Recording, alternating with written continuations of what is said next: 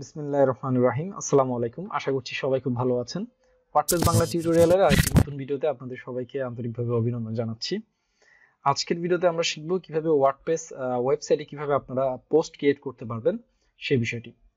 So এখন যারা যারা আমাদের চ্যানেলটি সাবস্ক্রাইব করেনি, আমি আপনাদেরকে রিকোয়েস্ট করব আমাদের চ্যানেলটি সাবস্ক্রাইব করার জন্য, কারণ ডিজিটাল মার্কেটিং এবং অনলাইন মার্কেটিং রিলেটেড বিভিন্ন গুরুত্বপূর্ণ টিপস এন্ড ট্রিক প্রতিনিয়ত কিন্তু আমার এই চ্যানেলে আপলোড করে যাচ্ছি।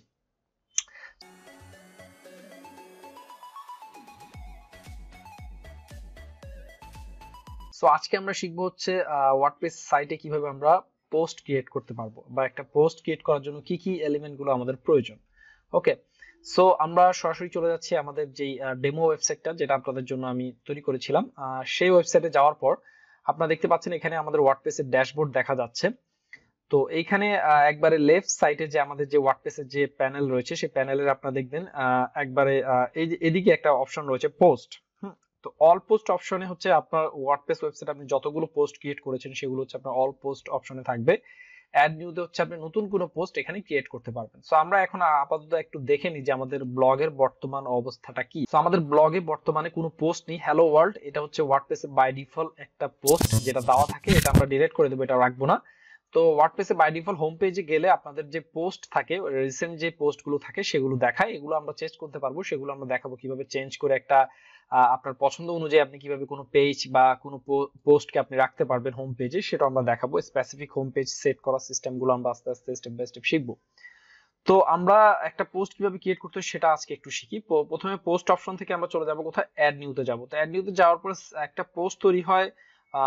সিম্পলি 3 থেকে 4টা এলিমেন্ট একটা পোস্ট তৈরি করার জন্য লাগে প্রাথমিক বা ইনিশিয়াল স্টেজে, এবং পরবর্তীতে আমরা এসইও করার জন্য আরো অ্যাডভান্স লেভেলগুলো, অ্যাডভান্স বিষয়গুলো শিখবো যে একটা পোস্টের মধ্যে কি কি বিষয়গুলো থাকা প্রয়োজন। তো ফার্স্ট অফ অল আপনারা এখানে দেখতে পাচ্ছেন যে অ্যাড নিউ পোস্টে গেলে অ্যাড টাইটেল। টাইটেল মানে হচ্ছে আমরা যদি ব্লগে কোনো কিছু লিখে যে সার্চ করি, সে ফর এক্সাম্পল আপনি যদি লিখে সার্চ করেন হাউ টু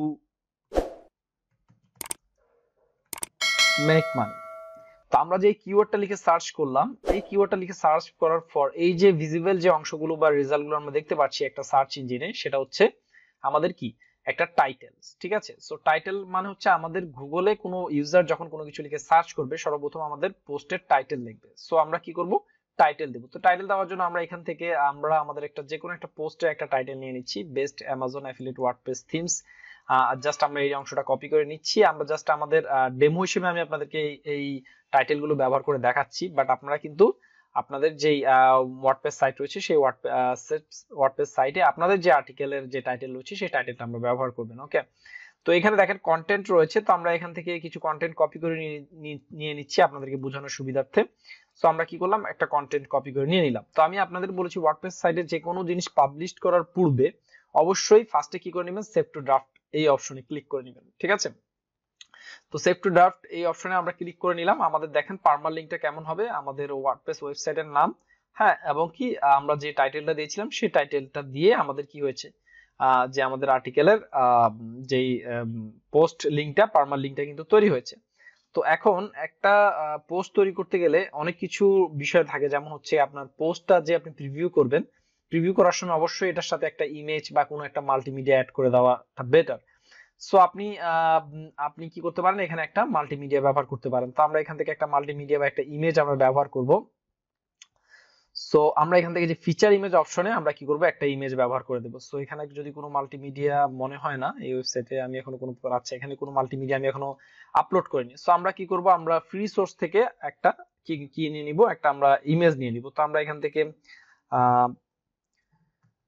পিক্সাবে নামক একটা সাইট রয়েছে, যে সাইটে আমরা অনেকগুলো ফ্রি সোর্সের কি পেয়ে যাব, আমরা ইমেজ পেয়ে যাব, যেগুলো একবারে ফ্রি টু ইউজ, আপনি যেগুলো একবারে কমপ্লিটলি ফ্রিতে ব্যবহার করতে পারবেন। তো আমাদের পোস্টটা কি রিলেটেড ছিল আমরা একটু সেটা দেখিনি। আমাদের পোস্টটা ছিল হচ্ছে ওয়ার্ডপ্রেস থিম।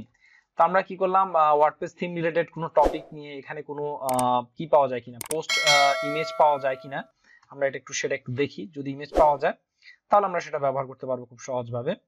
সো এখানে ওয়ার্ডপ্রেস থিমের ব্যাপারে একটা পাওয়া যাচ্ছে। ওকে, এটা একটু মনে হচ্ছে রিলেভেন্ট আমাদের ওয়ার্ডপ্রেস থিমের সাথে। সো আমরা এই থিমটা ব্যবহার করতে পারি। এটা একটা ওয়ার্ডপ্রেস থিমের একটু ডিজাইন তো এখানে সাথে রয়েছে।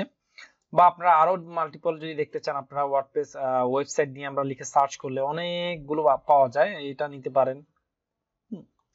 যেটা আপনার রিলেভেন্ট মনে হবে আপনার পোস্টের সাথে যাচ্ছে, ঠিক আছে, সেটা আপনি কি করবেন, ব্যবহার করবেন। তো এখানে অনেকগুলো ইমেজ রয়েছে, তবে আমার কাছে এটাই মনে হচ্ছে একটু বেশি আমার ইমেজের সাথে অ্যাসোসিয়েট। তো দেখেন এটা ফ্রি ডাউনলোড এবং পিক্সাবাই এখানে কি লেখা আছে দেখেন, ফ্রি ফর কমার্শিয়াল ইউজ, ঠিক আছে, কোনো প্রকার ক্রেডিট দেওয়া ছাড়াই আপনি এটা কমার্শিয়ালি ব্যবহার করতে পারবেন।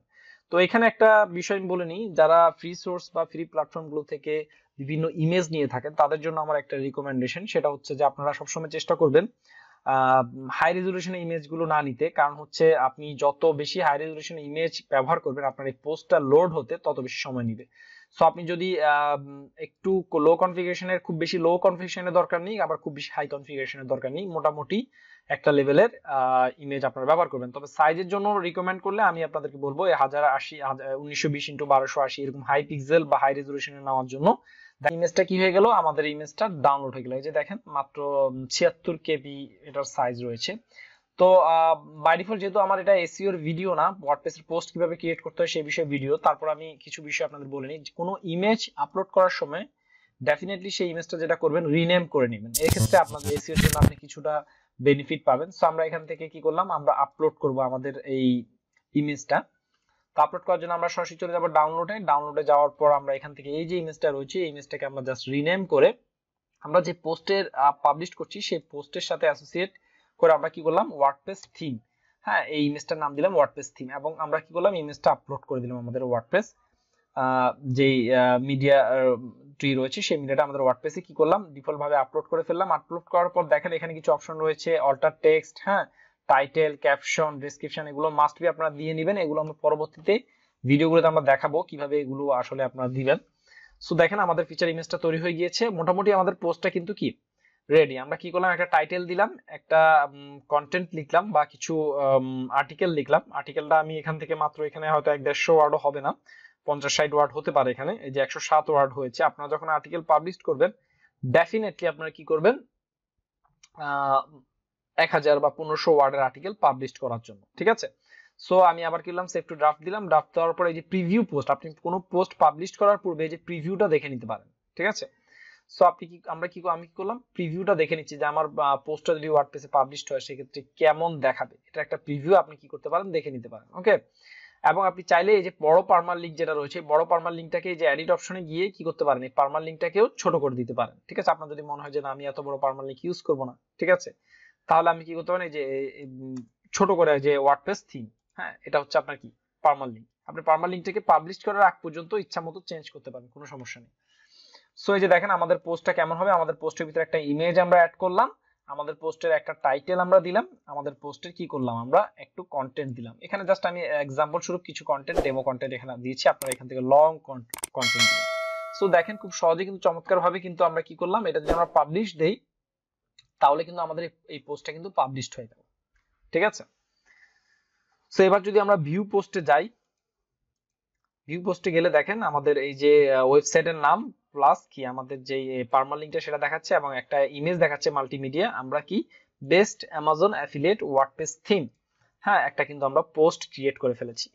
সো এইভাবে আপনারা ওয়ার্ডপ্রেস ওয়েবসাইটে পোস্ট ক্রিয়েট করতে পারবেন। তবে আমি আপনাদের রিকমেন্ডেশন দিব যখন কোনো পোস্ট ক্রিয়েট করবেন পোস্টের ভিতরে অনেক রিসোর্স অ্যাড করার চেষ্টা করবেন। লাইক আপনি আপনার পোস্টের ভিতরে বিভিন্ন ধরনের ইমেজ, হ্যাঁ আপনি বিভিন্ন পয়েন্টের সাথে সাথে একটা করে নতুন ইমেজ দিতে পারেন। যেমন ধরা যাক আমরা এই পোস্টের সাথে আমরা কি করছি, 10টা ওয়ার্ডপ্রেসের জন্য সেরা থিম, হ্যাঁ আমরা প্রত্যেকটা পয়েন্টের সাথে যে স্কেমা লাইট এই থিমটা বর্ণনা দেওয়ার সময় এই থিমের একটা ওভারভিউ আমরা একটা মানে ইমেজ এখানে ব্যবহার করেছি, হ্যাঁ। তো এখানে দেখেন এরপর হচ্ছে সোশ্যাল মি, এই থিমটার বর্ণনা করার সময় এই থিমের একটা কি করেছি আমরা ইমেজ দিয়েছি। তো এরকম আপনি যখনই কোনো পয়েন্ট লিখছেন সেই পয়েন্টের সাথে আপনি অ্যাসোসিয়েট একটা করে কি দিতে পারেন, ইমেজ ব্যবহার করতে পারেন, ঠিক আছে। এই যে ম্যাগাজিন থিম দিয়েছি, ম্যাগাজিন থিমের সাথে একটা ইমেজ রয়েছে। তো এগুলো একটু হাই রেজুলেশন দেখে এগুলো একটু লোড হতে একটু সময় নিচ্ছে, এই জন্য আমি আপনাদের বলেছিলাম যে একটু কি করার জন্য একটু লো সাইজের, ঠিক আছে, লো সাইজের একটু যদি ইমেজ আপনারা ব্যবহার করেন সেক্ষেত্রে আপনাদের জন্য সুবিধা হবে। তো দেখেন এইভাবে আপনার প্রত্যেকটা পয়েন্টের সাথে ইমেজ দিতে পারেন এবং আর্টিকেলের লেন্থ অনেক বড় রাখবেন, ঠিক আছে, লেন্থ অনেক বড় রাখবেন। আর্টিকেলের সাথে অ্যাসোসিয়েট বিভিন্ন ইন্টারনাল লিঙ্কিং করে দিবেন যাতে ইউজার আপনার আর্টিকেল থেকে কি ভ্যালু পায়। তো আমরা এগুলো নেক্সট ডে আমরা শিখবো যে কিভাবে একটা আর্টিকেলকে খুব রিসোর্সফুল করে কিভাবে কোয়ালিটিফুল করে পাবলিশ করা যায় সেই বিষয়গুলো আমরা শিখবো। তো তো আমরা সাধারণভাবে প্রথম অবস্থায় কি জানলাম, একটা ওয়ার্ডপ্রেস আর্টিকেল পাবলিশ করতে হলে প্রথমে আমরা পোস্ট অপশনে যাব। পোস্ট অপশন যাওয়ার পরে আমরা একটা টাইটেল দিব, যে কোনো কিছু, আপনি বাংলায় দিতে পারেন, কোনো সমস্যা নেই। আবার যদি আপনার ব্লগ ইংলিশে হয় বা আর্টিকেল ইংলিশে, আপনি ইংলিশেও কি করতে পারেন, যে কোনো একটা টাইটেল দিতে পারেন। টাইটেল দেওয়ার পর আমরা কি করব, সেভ টু ড্রাফট এই অপশনে ক্লিক করব। করার পর আমরা কি করবো, এবার একটু কন্টেন্ট দিয়ে দিব। কন্টেন্ট মানে হচ্ছে আমি কি বিষয়ে লিখছি সেই টপিকের উপরে আপনি যা জানেন বা আপনার যতটুকু জ্ঞান রয়েছে সেই বিষয়ে আপনি কি করবেন, এখানে কন্টেন্ট দিবেন। কন্টেন্ট মাস্ট বি সর্বনিম্ন 1000 ওয়ার্ডের নিচে কোনো কন্টেন্ট পাবলিশ করবেন না, কারণ এটা গুগলের র্যাঙ্কিংও করে না 1000 ওয়ার্ডের নিচের আর্টিকেল গুলো। চেষ্টা করবেন 1000 ওয়ার্ডের বেশি, 2000, 3000, 4000 ওয়ার্ডের আর্টিকেল গুলো পাবলিশ করার জন্য। এর পরবর্তীতে হচ্ছে আপনি কি করবেন, একটা ইমেজ এটার সাথে অ্যাড করবেন, অ্যাসোসিয়েট, ঠিক আছে। এই যে একটা ফিচার ইমেজ দিয়ে দিলাম, দেন আপনি কি করবেন, আপনার পোস্টটা পাবলিশ করে দিতে পারেন, ঠিক আছে। তো আরো কিছু গুরুত্বপূর্ণ ফিচার রয়েছে কোনো পোস্ট পাবলিশ করার ক্ষেত্রে, কিছু ইম্পর্টেন্ট বিষয় রয়েছে, সেগুলো আমরা নেক্সট ভিডিওতে স্টেপ বাই স্টেপ শিখবো। তো আজকের ভিডিওতে আমরা শিখলাম কিভাবে ওয়ার্ডপ্রেস ওয়েবসাইটে খুব সহজভাবে পোস্ট পাবলিশ করা যায়। আপনি এভাবে যত খুশি তত প্রতিদিন কি করতে পারবেন, পোস্ট পাবলিশ করতে পারবেন। সো ভিডিওটি আশা করছি আপনাদের সবার জন্য হেল্পফুল হবে, নতুন যারা রয়েছে, বিগিনার, লার্নার যারা রয়েছে তাদের জন্য। সো ভিডিওটি ভালো লাগলে অবশ্যই ভিডিওতে একটি লাইক দিবেন, এবং আপনার যদি কোনো মতামত থাকে এই বিষয়ে অবশ্যই আমাকে জানাবেন, ঠিক আছে। নেক্সট আমরা আরো শিখবো ওয়ার্ডপ্রেসে আরো গুরুত্বপূর্ণ খুঁটিনাটি বিষয়গুলো, এবং কিভাবে এসইও ফ্রেন্ডলি করে আর্টিকেল পাবলিশ করতে হয়, কিভাবে সেই আর্টিকেল গুলোকে আরো রিসোর্সফুল করতে হয়, এগুলো আমরা নেক্সট থেকে স্টেপ বাই স্টেপ শেখার চেষ্টা করব। সো আজকে ভিডিওতে এই পর্যন্তই।